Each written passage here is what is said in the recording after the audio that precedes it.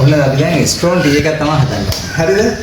උණුවෙන් උණු කරගත්ත උණු වතුර තියෙනවා මේක. උණු වතුර. ඉතින් අපි උණුවෙන්ම දෙයක බොන්න ඕනේ නේද? අපි උණු වතුර ටිකක් දාලා මේ කෝප්පේ තියෙන සීතල ගතිය යවගන්න. හරි? දැන් පොඩි ප්‍රශ්නයක් තියෙනවා මේක කොහෙටද? මයින්ඩ් පොඩ්ඩක් වෙන්න. අපි ඊළඟ ස්ටෙප් එක විදිහට ගන්නේ. කීරි මේකේ සීනි තේකොළ ඉරිපිටි ඔක්කොම කවරමුණේක වුණාට ඒක මදි.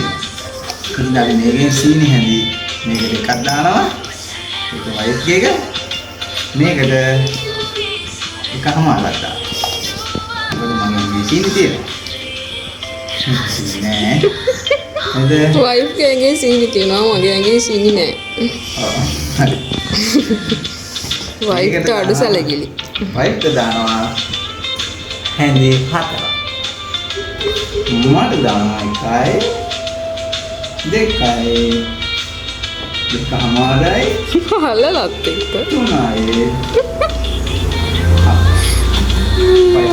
දැන් ඉතින් අස් කරන්නත් එපේ. හරි. යගමු. මේකට කියන්නේ මේස හැන්දි කියලා නේ. මේස හැන්දි. ඒ හැන්දි කියලා කියනවා. මේස. පොඩි තාමත් වදන්නේ නැහැ. මේක මොකක්ද දෙන්න මොකද? ඊට පස්සේ ඉස්සරහම දාගන්නේ මගේ. මොකද මොනේ මම මොනේ කියන්නේ නේද? ඒක නේද? යාර අනමන ගාවුනේ. මොස්සිකස්. සාමාන්‍යයෙන් මම අහලා තියෙනවා මැස්ස වහන පංගු ගහන ඒ දේවල් තමයි අපිට හොඳ. ඒ කියන්නේ සෝහන කරන්න කියලා නෙමෙයි. කියන්නේ පංගු ගහපු කරන්න කියලා නෙමෙයි. එනවනේ අන්න හොඳ. ඒක තමයි වස විසනටි ලෙවල් එකට තමයි මැස්සෝ පංගු වෙන්නේ. ඒ කියන්නේ මේකේ වස විසන. ඉතින්ම උපිරි ස්ටෝන් තේක. මේ මේකේ මැස්සෝ වහන්න දෙන්න එපා. නැසෙයි. ඒක අසල් ගන්න මොකද?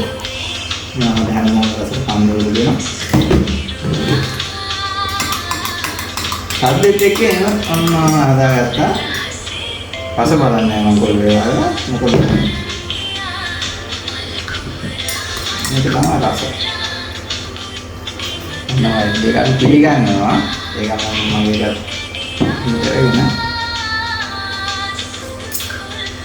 ඉතින් ඊට පස්සේ කොහොමද ටිකිරි මොලේ මංචි ටිකිරි මාරේ මේක මංචි චොකලට් මාරේ. චොකලට් මාරේ එක තමයි දැන් කන්නේ. හරිද? හලෝ.